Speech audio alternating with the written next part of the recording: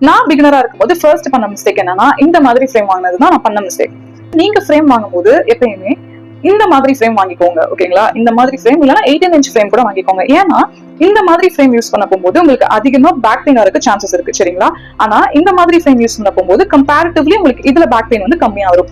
இதை விட அடுத்த ஃப்ரேம் பார்த்துட்டோம்னா 18 inch frame. 18 inch frame use பண்ணீங்கன்னா இதை விட பெட்டரா இருக்கும். இப்ப நான் கையில வச்சுதான் போட போறேன், என்கிட்ட ஆரி ஃப்ரேம் இல்ல அப்படிங்கிறவங்களுக்கு இப்ப என்ன வச்சு நான் சொல்றேன். நான் வந்து வச்சுக்கிறது வந்து 14 இன்ச் ஃப்ரேம். இது வந்து நல்லாவே ஒர்க் ஆகும் நீங்க கையில வச்சு யூஸ் பண்றீங்கிற பட்சத்துல. ஆனா இப்ப நான் 18 இன்ச் ஃப்ரேம் பிடிக்க போகும்போது நான் எப்படி இருக்கும்னா, எனக்கு வந்து 18 இன்ச் ஃப்ரேம் பிடிக்கிறதுக்கு என் கை பத்தாது. அப்படின்னா இப்ப நான் வந்து ஃபுல்லா இப்படி ஸ்ட்ரெச் பண்ணி பிடிக்கிற மாதிரி இருக்கும், இப்படி பிடிச்சு நான் போடுற மாதிரி இருக்கும். அப்ப என்ன ஆகும்னு பாத்தீங்கன்னா என் கை ரொம்ப பெயின் ஆகும், சரிங்களா? சில நேரம் பேக் பெயின் வரக்கும் சான்சஸ் இருக்கு. இல்ல நான் வந்து ஆரி ஸ்டாண்ட் வாங்கிக்கிறேன் அப்படின்னா மச் பெட்டர் நீங்க 18 இன்ச் ஃப்ரேம் வாங்கி நீங்க ஆரி ஸ்டாண்ட்ல வச்சு யூஸ் பண்றதுதான். ஏன்னா நீங்க இதுல யூஸ் பண்றதை விட அதுல இன்னும் கொஞ்சம் கம்ஃபர்ட்டா இருக்கும், சரிங்களா? இல்ல என்னால இப்ப ஸ்டாண்ட் வாங்க முடியாது, நான் வந்து ஃப்ரேம் மட்டும் வாங்க போறேன் அப்படின்னு சொன்னீங்கன்னா கண்டிப்பா நீங்க வந்து இந்த 14 இன்ச் ஃப்ரேம் வந்து ட்ரை பண்ணிக்கலாம், சரிங்களா?